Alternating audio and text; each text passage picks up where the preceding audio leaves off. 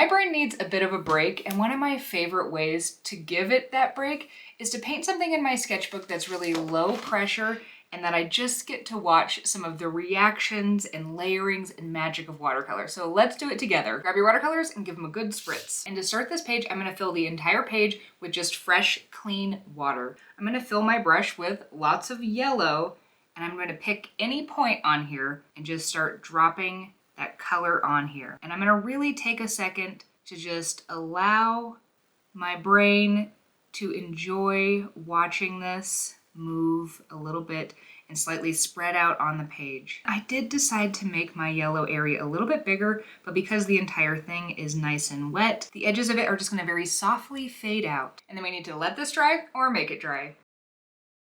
This painting is going to have a bunch of layers, and on every single layer we want a little bit of the background one to peek through. So what I'm going to do is fill my brush with an orange color, and then I'm going to make kind of an oval-y shape, allowing the center part of that to stay yellow. And then once I get a nice thick ring of that, I'm going to put more water in my brush, and I'm going to soften around this so that it gets a little bit lighter. Then I'm going to wash my brush completely, and I'm going to soften around this again, filling my brush with more water and bringing this out all the way to the edges until that water is completely clear. And then again, I'm going to let this dry or make it dry.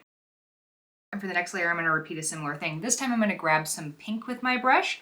I'm going to make an oval around our previous oval. Then I'm going to add some water to my brush, bring it out a little bit, wash my brush completely, and continue to add more and more water around this shape that we're making until the water is basically clear by the time we get to the edges. And then once again, it's time to let it dry or make it dry.